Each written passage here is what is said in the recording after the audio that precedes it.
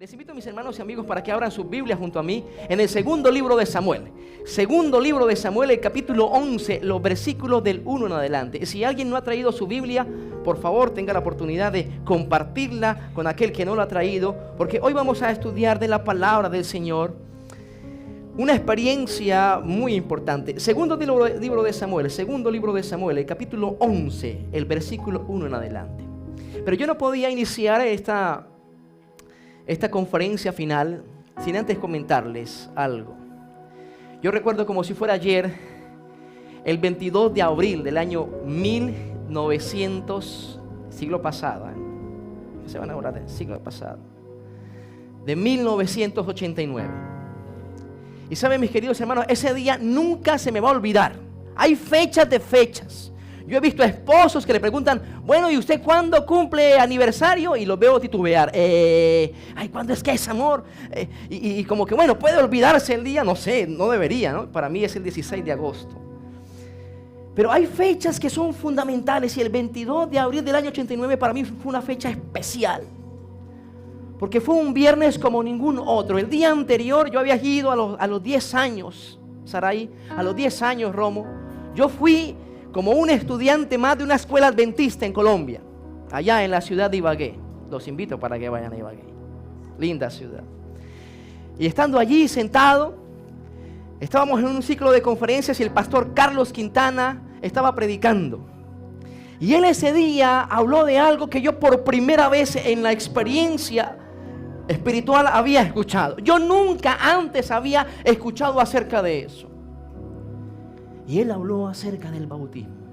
El bautismo. Y él empezó durante su tema a explicar lo que era el bautismo. Y al final, convencido estoy hasta el día de hoy, de que utilizado por el Señor, hizo una invitación.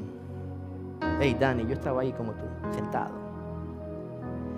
Yo estaba ahí sentado y él dijo, yo sé que aquí hay personas, niños, que desean tomar una decisión por Jesús. Y yo, hermanos, tenía una mamá que no era adventista, un papá que hasta la fecha tampoco lo es. No había recibido ningún estudio bíblico, no me llevaban sábado tras sábado a la iglesia, no había estudiado la fe de Jesús como algunos Haley. Así que yo estaba en un cero. Usted sabe mi apellido, ¿no? Izquierdo. Yo era un cero a la izquierda en ese momento. Espiritualmente no sabía nada. Y entonces el pastor hace el llamado. Y hermanos, yo cuando escuchaba al pastor, yo sentí una voz dentro de mí que me decía, eso es para ti. Eso es para ti. Y saben, hermanos, yo me paré. Liliana, yo me paré. Y pasé al frente. Y entonces el pastor hizo la oración y al final nos sentó. Y dijo, bueno chicos, mañana tenemos una ceremonia bautismal. Y la voz me decía, eso es para ti. Romo, la voz decía, eso es para ti. Y saben, mis queridos, yo llegué en la noche, en la tarde a la casa y mi tía vivía con nosotros, mi tía sí era adventista. Y le dije, tía, me voy a bautizar, pero que mi mamá no se entere. Así que me voy a bautizar, así que méteme ahí unas chanclas, no sé cómo se llama aquí, como le dicen aquí en Estados Unidos, bueno, unas chancletas, una toalla, una ropa interior y yo me la meto ahí en la maleta. Hermanos, me fui. Y ese día me bautizaron. Y yo creo que ha sido de las mejores, si no con toda seguridad puedo decirlo hoy en esta mañana en el nombre de Jesús, la mejor decisión. Hoy tengo 44 añitos. Hace 34 de aquel momento. Y no me arrepiento. Han venido momentos difíciles, pero sé que el Señor desde los 10 años me llamó. Y yo recuerdo, bueno, ya aquí 2 personas les conté esta historia. Les adelanté un poco, un bonus track ahí.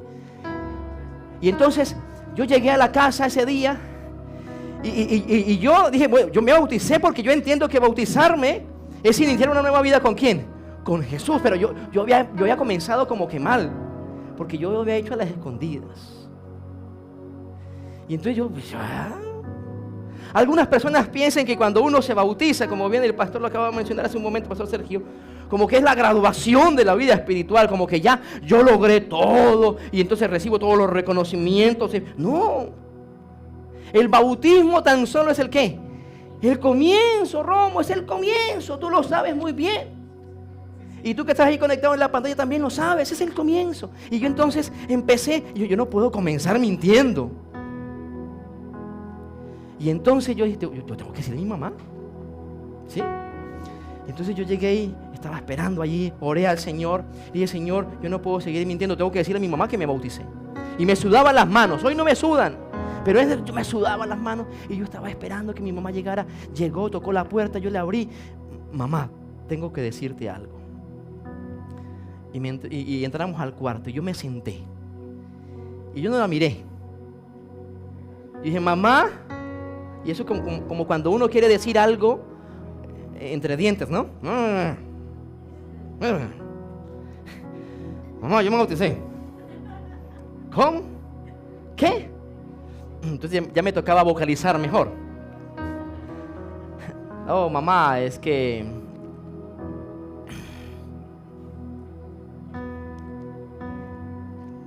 yo me bauticé. Y yo cerré los ojos así, esperando, no sé, no sé, el chancletazo, el golpe, ¿qué más? El guamazo, el regaño, el varillazo, bueno, todo. Yo esperaba un montón de cosas. Y pasó un segundo y yo, cuando recibo un abrazo de mi mamá, y a mí me volvió el alma al cuerpo, y me dijo, alístate porque mañana nos vamos para la iglesia. Y desde ese día, hermanos, esa mujer todos los sábados me llevaba a la iglesia. Yo pasé de ser diaconito de la iglesia recogiendo las ofrendas allí con pantalón negro, camisa blanca, corbata roja, con una placa que decía aquí diácono, yo todo orgulloso. Pasé por los clubes, fui a campamentos, fui director de sociedades jóvenes, me gradué del bachillerato, fui al seminario a estudiar teología y mi mamá iba todos los sábados a la iglesia. Pero no se había bautizado. Y fui alguna vez cuando estaba en octavo semestre en el seminario de vacaciones y participé en el repaso de elección de escuela sabática y el pastor se levantó, hermanos, tenemos una hermosa ceremonia bautismal. Y uno, amén. Una ceremonia como la que tendremos el día de hoy a las 3 de la tarde, porque personas han tomado decisiones ¿para quién? Para Cristo, amén. Y entonces yo estaba con, bueno, un bautismo más, chévere. Cuando yo veo pasar a la persona que se va a bautizar, era de este tamaño más o menos. Hoy es más bajita aún. Y esa mujer pasaba con una bata bautismal. Y era mi mamá. Y yo, hermano, yo tengo los ojos grandes, ¿no? Imagínese usted con los ojos grandes como los míos y usted impresionado. Mi mamá. Y mi mamá pasó allá y le tomaron el voto bautismal. Y como pocos candidatos, ella quiso, yo quiero hablar. Oh, y a veces es un problema cuando las mamás quieren hablar, ¿no? Ay, ¿qué va a decir de mí? Oh, va a decir, no sé. Y saben, mis queridos hermanos, mi mamá dijo, mire, yo estoy aquí por 2 razones. La primera de ellas, porque Dios así lo quiso. Tú viniste hoy aquí porque Dios así lo quiso. El Señor restauró el oído de tu hijo porque Dios así lo quiso. Romo, tú estás aquí porque Dios así lo quiso. Cantaste como en otrora porque Dios así lo quiso. Pero la segunda razón, dice mi mamá, ¿qué va a decir mi mamá ahora? ¿Con qué va a salir? A veces a uno de joven le da pena cuando papá habla, ¿no? Ay, no, papá, no hables tanto. Y mi mamá dice, yo estoy aquí por el ejemplo de mi hijo. Y yo me escurrí en la silla, hermanos. ¿Cómo así? Y saben, mis queridos hermanos, he entendido que el Señor toca los corazones de quien Él desea que formen parte de su iglesia. Y a veces, mis queridos hermanos, como padres debemos entender que el Señor se encariña con los hijos, nuestros hijos. Y Él quiere llamarlos desde su tierna edad para que formen parte ¿de qué? De su iglesia. Y a veces están más convencidos los hijos que los ¿qué?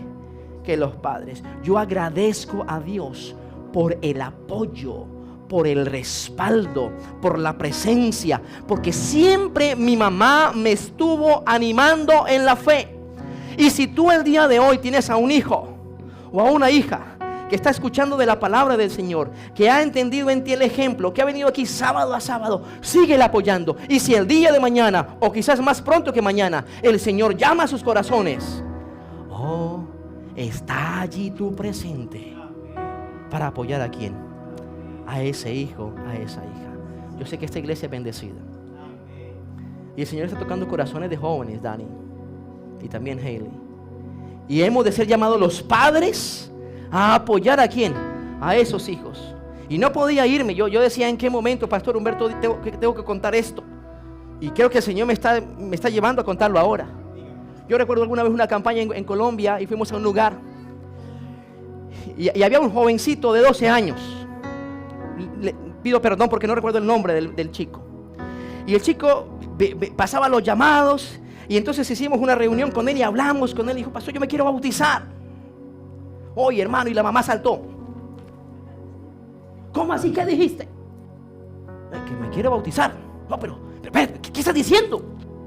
Espérate un momento, espérate. No, espérate, tómalo con calma, respira. Y le hizo toda una terapia. Pero ¿cuál es el susto? No, espérate, piénsalo muy bien. Porque eso no es cualquier cosa. Y yo miraba a esa hermana, yo di gracias a Dios porque mi mamá no me dijo eso, ¿no? Sí, no pienso, yo espero que él está como entusiasmado, pastor. Espérate, esperemos un momento que él sea más grande. Bueno, hermana, yo no voy a entrar allí a luchar contra eso. Cada quien toma una decisión, Marcos. Y así quedó el tema, se terminó la campaña y él no se bautizó. Posteriormente tuve la oportunidad de estar allí ministrando en ese mismo distrito. Y la hermana, hola pastor, ¿cómo estás? ¿Se acuerda de mi hijo? Oh, sí. Pastor, ayúdeme. ¿Qué pasó, hermana? O sea, recién nos vemos y usted, que ayúdeme. ¿Qué pasó? O sea, mi hijo, pastor, mi hijo. ¿Y qué pasó con tu hijo? Pastor, mi hijo no quiere saber nada de Dios ni de la iglesia. Está metido en el mundo de las drogas. Yo no sé qué hacer. Y yo, ándale. ¿Y ahora qué vengo yo a hacer? Para Dios no hay nada que imposible. No quiere saber nada. Me diga la hermana que yo voy y hablo con él. No quiere saber nada de Dios. Y entonces tuve que hacer uno de los cierres más tristes en una visitación. Dije a la hermana, ¿se acuerda usted cuando su hijo quería tomar una decisión por Jesús? Sí, pastor, ahí pasó algo. Ahí no brindamos el apoyo que debíamos brindar. Y yo animo a los padres de familia, de los cuales yo soy el primero. Tengo a mi pequeña Isabela allí en Colombia, para que seamos los primeros promotores de la espiritualidad en nuestros hijos. Vamos a leer la palabra del Señor. Segundo libro de Samuel, capítulo 11, versículos 1 en adelante, dice de la siguiente manera: aconteció al año siguiente, en el tiempo que salen los reyes a la guerra, que David envió a Joab y con él a sus siervos y a todo Israel, y destruyeron a los amonitas y sitiaron a Rabá. Pero David se quedó ¿en dónde? En Jerusalén. Versículo 2. Y ocurrió un día, al caer la tarde, que se levantó David de su lecho y se paseaba sobre el terrado de la casa real, y vio desde el terrado a una hermosa mujer que se estaba bañando. Versículo 3. Envió David entonces a preguntar por aquella mujer, y le dijeron: aquella es Betsabé, hija de Eliam, y mujer de Urías el Eteo. Versículo 4. Envió David mensajeros y la tomó, y vino a él, y él durmió con ella. Luego ella se purificó de su inmundicia y se volvió ¿a dónde? A su casa. ¿Saben, mis queridos hermanos? Cuando yo leía por primera vez esta historia, yo pensaba: oye, qué rápido lo que pasó acá. Qué rápido. Son 4 versículos contundentes. La Biblia dice que David en ese momento de la historia no era el joven que venció a Goliat. No, David ahora era el rey de Israel. Era un hombre llamado a cumplir una responsabilidad, un mandato, un liderazgo. Y entonces, siendo David rey de Israel, dicen los estudiosos que en la primavera, una temporada como la que estamos hoy experimentando aquí en Texas, en la primavera los reyes acostumbraban a luchar por su territorio para poder mantener su ¿qué? Su territorio. Y la Biblia dice que David, por alguna curiosa razón, David decidió no hacer su función, no cumplir su responsabilidad, que era estar enfrente de ¿qué? Del ejército, liderarlo, sino que por el contrario, delegó esa responsabilidad ¿en quién? En Joab. Y al parecer, dice la Biblia, esa decisión de David fue una buena decisión. Porque Joab, liderando el pueblo de Israel, dice que estaba destruyendo a los amonitas y tenía sitiada una ciudad importante de los amonitas, llamada la ciudad de ¿qué? De Rabá. Y saben, la última parte del versículo 1 dice que David se quedó en Jerusalén. Dígale al que está al lado eso. David se quedó en Jerusalén. Dígale eso al lado. Dígale al que está al lado. David se quedó ¿qué? En Jerusalén.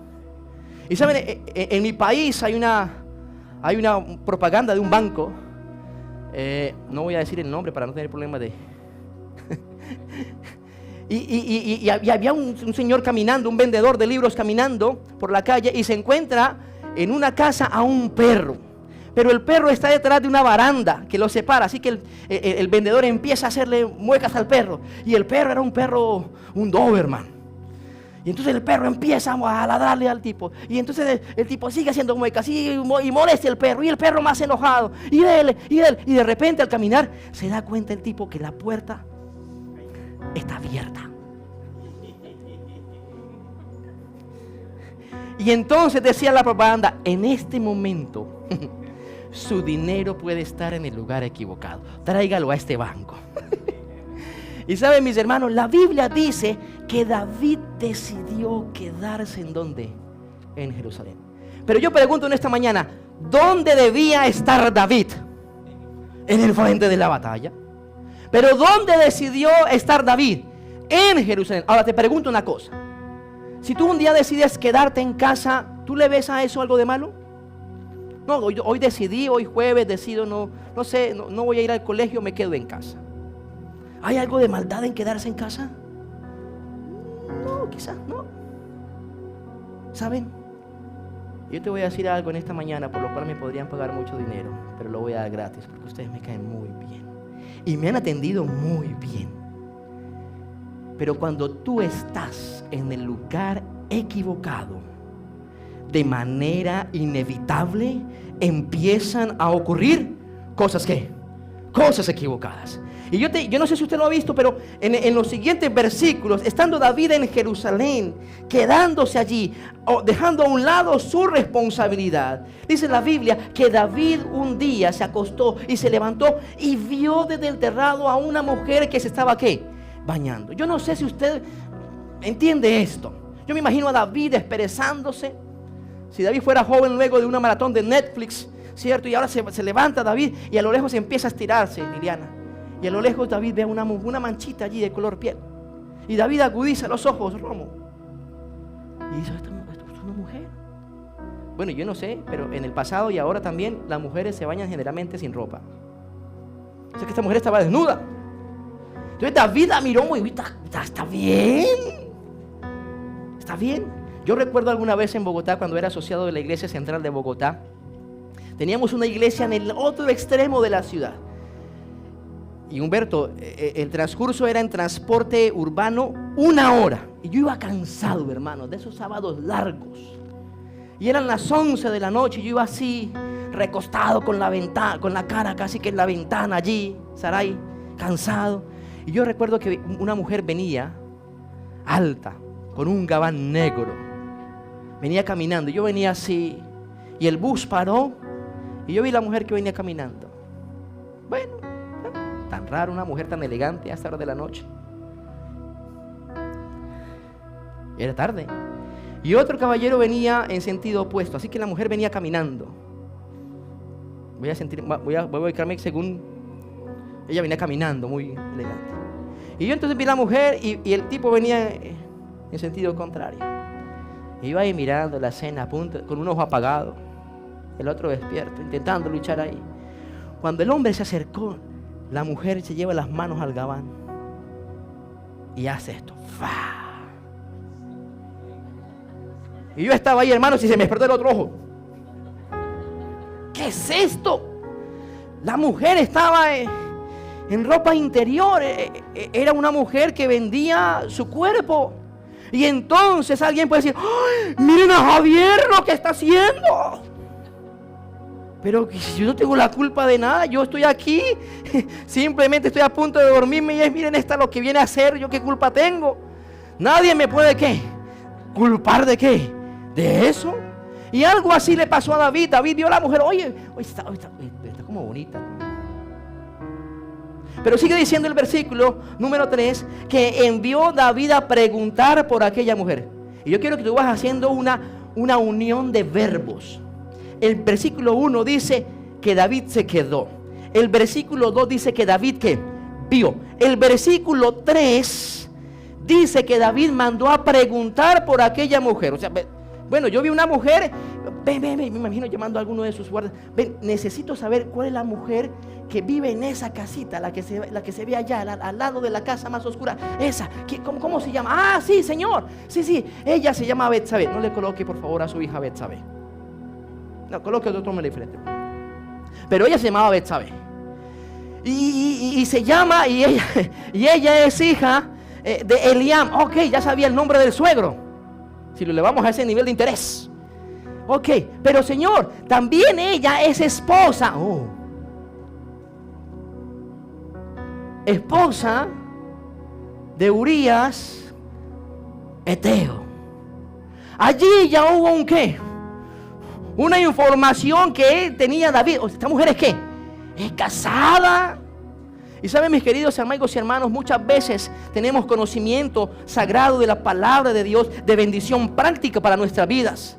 Y aun cuando lo tenemos, muchas veces transgredimos ese límite. Ese límite. Pastor, ¿hasta qué horas tengo? No me acuerdo, no mira a qué horas comencé. Transgredimos ese límite. Y saben, la Biblia dice que David tenía esa información. Y a pesar de eso, luego de mandar a preguntar, versículo 4, envió David mensajeros a llamarla. Es decir, la mandó llamar. Mire que aquí hay unas cosas casi que imperceptibles que empiezan a ocurrir, pero que si tú empiezas a unirlas una con otra, te llevan a afirmar y a ratificar lo que dije hace un momento. Cuando te encuentras en el lugar equivocado, de manera inevitable ocurren cosas que equivocadas. Versículo 4, segunda parte. Y luego que la mandó llamar, dice la Biblia, que David se acostó ¿con qué? Con ella. Yo le pregunto a usted, que un hombre se acueste con una mujer casada, ¿es algo correcto o incorrecto? Incorrecto. Ahora, yo te pregunto a ti, ¿será que David, cuando decidió no ir al frente de la batalla, dijo: yo voy a dejar de ir al frente de la batalla porque yo quiero acostarme con una mujer que sea casada? ¿Sí? No. Por eso, a esta altura de nuestro estudio, quiero decirte en el nombre del Señor que en tu vida muy probablemente hay cosas que no son pecado, pero que de manera inevitable te están llevando al pecado. Hay cosas que quizás no son pecado, que si tú las miras de manera aislada no representan mayor problema, pero todo en la vida tiene una unidad. Y la Biblia dice lo siguiente, versículo 5: y luego de ese encuentro, la mujer le dijo a David: estoy ¿qué? Embarazada. El más grande de los engaños que el enemigo, entre muchos tantos, nos puede brindar, es hacerte creer que tú puedes separarte de Dios sin que hayan consecuencias. De los más grandes engaños del enemigo de las almas está que tú puedas pecar en contra de Dios y que no hayan consecuencias. Pero quiero decirte en esta mañana que el pecado siempre se niega a permanecer callado. Siempre, siempre. Revisa los momentos en tu vida cuando te has equivocado y tú lo has hecho de allá, en lo más secreto, en tu cuarto, donde nadie lo sabe, en redes sociales. No tienes a ningún amigo de la iglesia ahí metido.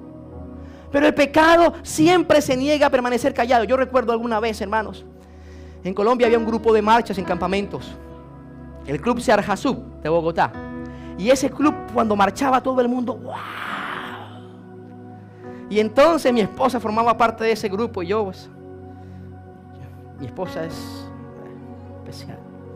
Y entonces dije, amor, yo quiero formar parte de ese grupo de marcha. Claro, amor, intégrate. Y entonces marchamos, practicamos 3 meses y medio, hermano.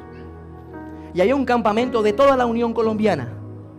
Y habían dejado el club Sear Jasub para lo último. Y el pastor, bueno, el director de jóvenes, estamos dejando la cereza del postre para lo último. Y el club Sear Jasub. Y yo, ay, voy a ser famoso. No me estaban grabando, pero voy a ser famoso.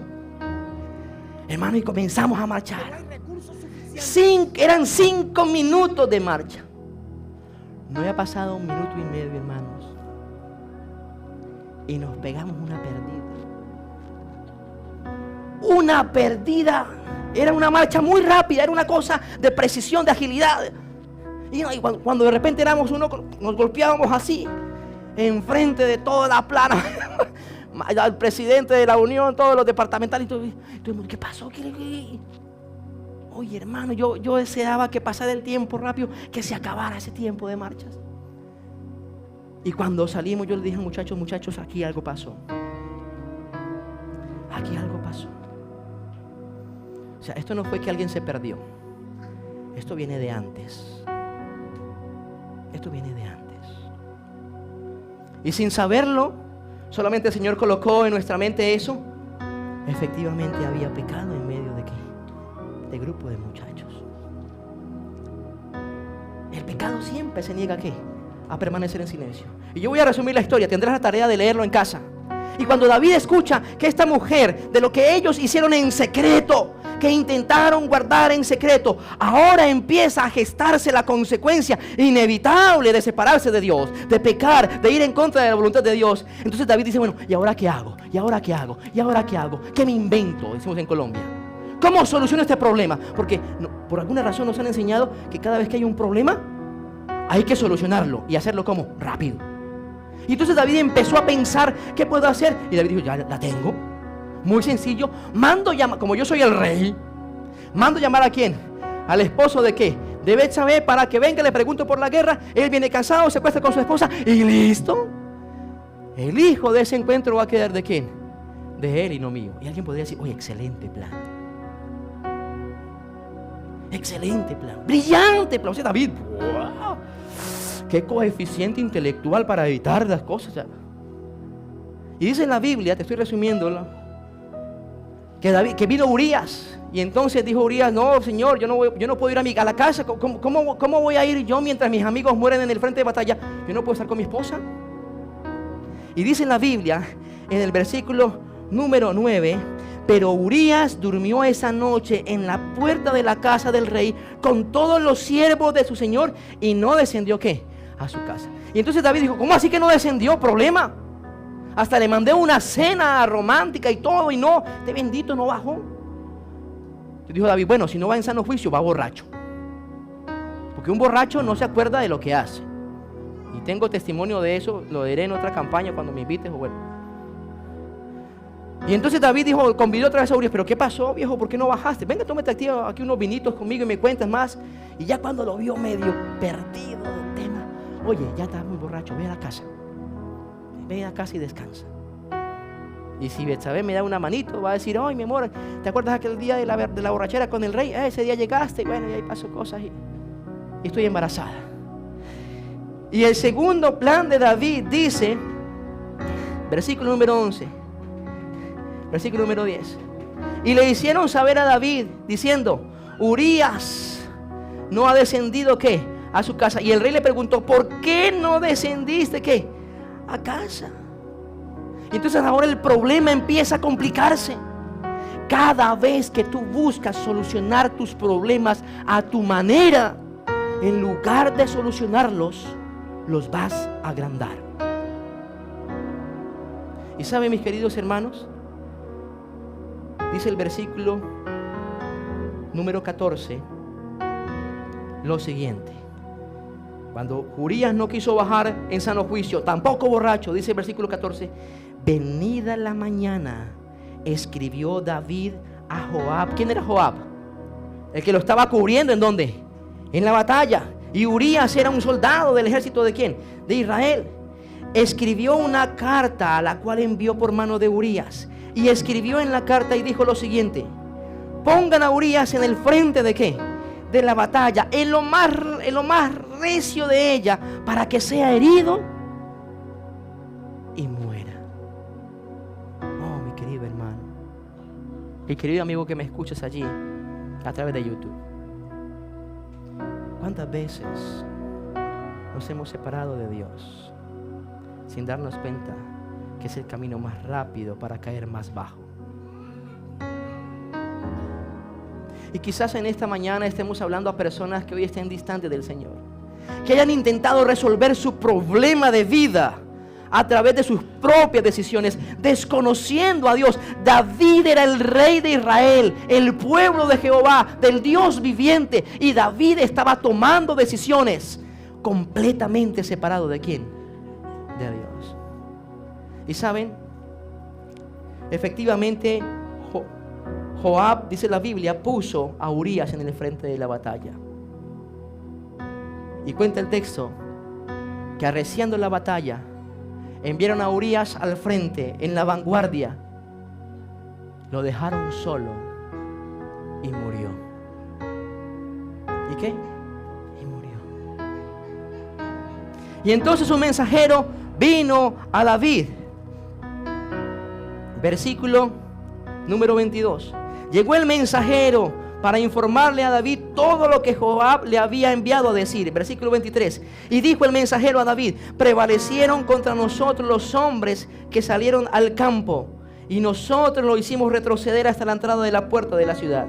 Versículo 24. Pero los flecheros tiraron contra tus siervos desde el muro, y murieron algunos de los siervos de tu rey.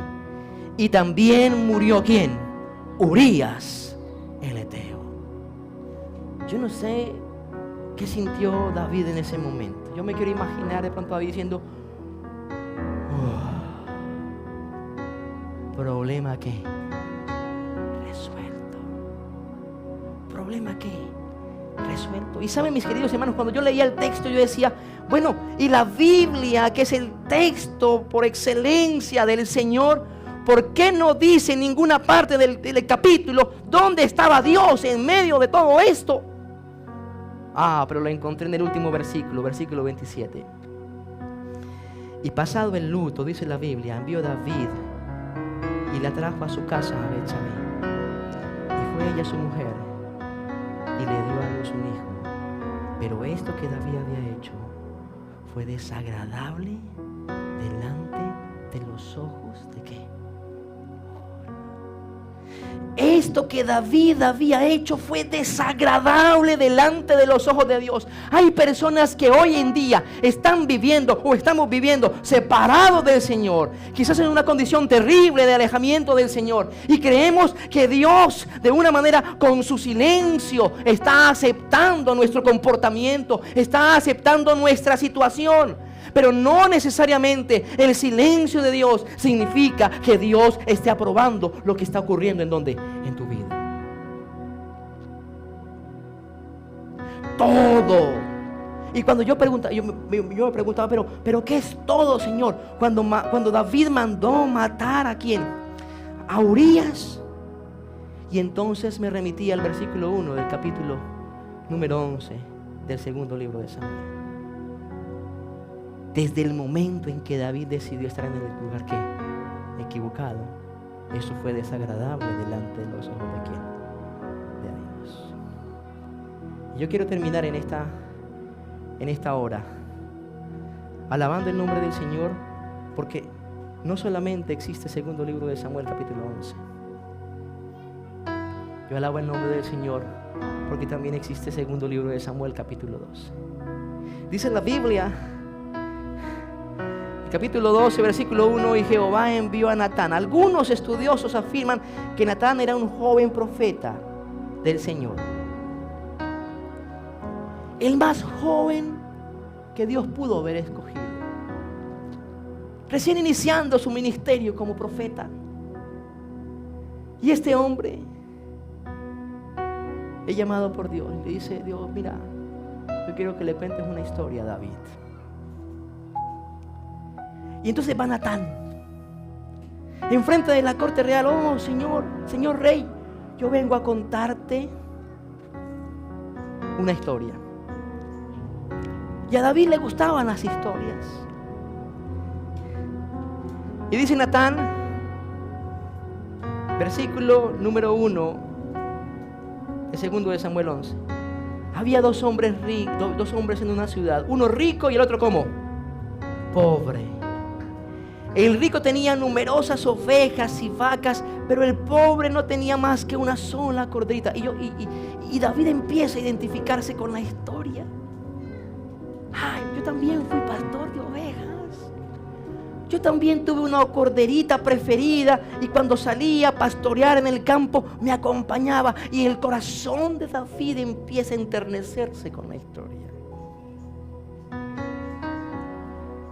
Y dice la Biblia que el hombre rico recibió a un amigo, y en lugar de escoger de sus corderas, miró alrededor y vio esa única corderita que era de aquel hombre pobre. Dice que la tomó, la mató y la preparó para dársela ¿a quién? A su amigo. Y cuando David escucha esa historia, dice el versículo 5, entonces se encendió el furor de David. ¿Cómo es posible que este hombre sinvergüenza esté haciendo esto? Ese hombre que hizo eso debe morir. Y en la corte, sí, claro que debe morir. Y antes de que se muera debería pagar 4 veces lo que se robó. Y entonces Natán le dice: ¿sabes, David? Versículo 7. Entonces Natán le dijo a David: tú eres ese hombre. Tú eres ese hombre. Y entonces el rostro de David cambió. Lo que él pretendió guardar en secreto, ahora gran parte de las personas que le rodeaban lo conocieron. Yo no sé qué has intentado tú ocultar en tu vida,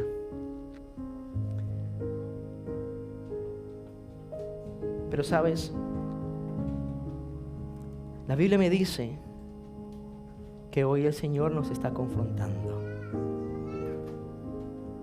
No importa lo que haya sido, David se convirtió en un asesino. Un asesino. ¿Entiendes lo que la Biblia dice? Y entonces David dice, versículo 13, entonces David le dijo a Natán: pequé contra Jehová. Yo me quiero apropiar de estas palabras de Natán. Y más que la de Natán, la del Señor Jesús cuando dijo: una cosa te falta. Hablando al joven rico, una cosa te falta. ¿Qué te falta? Reconocer que te has apartado de quién, del Señor. Yo no conozco tu vida, pero una cosa te puedo decir: es muy probable que aquí hayan personas que, al igual que David, se hayan separado de quién, de Dios. Y alguien diría: para que David recibiera el perdón de Dios tenía que prepararse, comenzar un curso, ir 3 meses a la iglesia, hablar con el pastor, recibir un exorcismo, y entonces Pero el amor de Dios es tan grande que te perdona. El amor de Dios es tan grande que te recibe. El amor de Dios es tan grande que te llama. Y solamente falta una cosa: que tú reconozcas que te has separado ¿de quién? Del Señor. Él no te va a pedir argumentos, no. Solo reconoce. Reconoce. E inmediatamente David reconoció. La Biblia dice que la respuesta del cielo fue ipso facto: también Jehová, David, ha perdonado tu pecado. No vas a morir.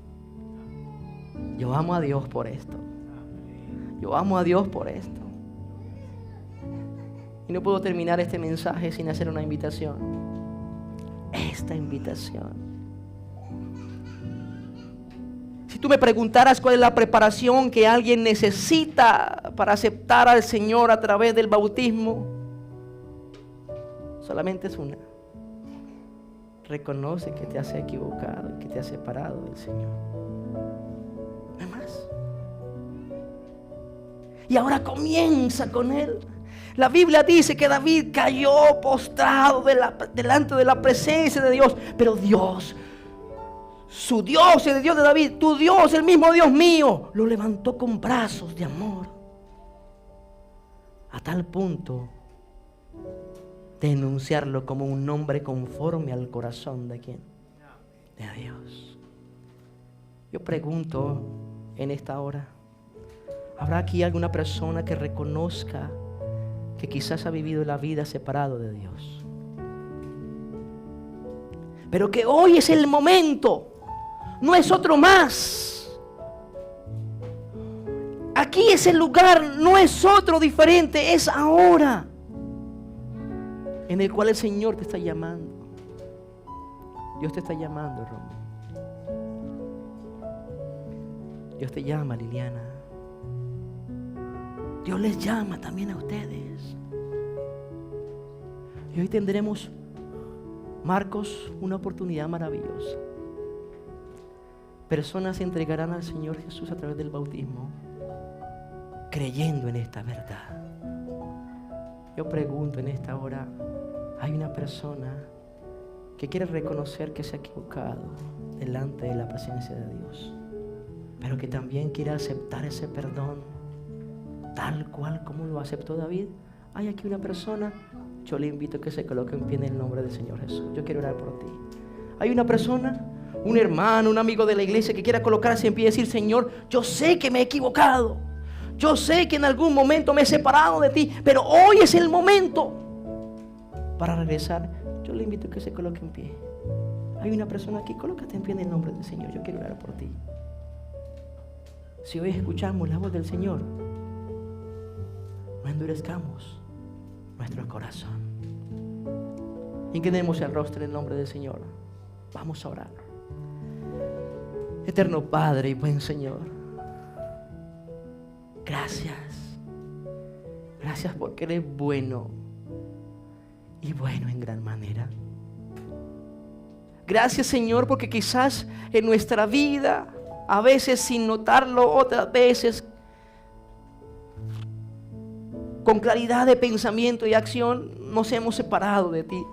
La experiencia de David nos recuerda ello. Y Señor, hoy tú nos invitas a que lleguemos a tus brazos de amor. Tú estás llamando a los corazones, Señor, y lo seguirás haciendo, porque esa es tu principal labor. Y por eso, Padre Celestial, glorificamos tu nombre por las almas que hoy tomarán la decisión del bautismo.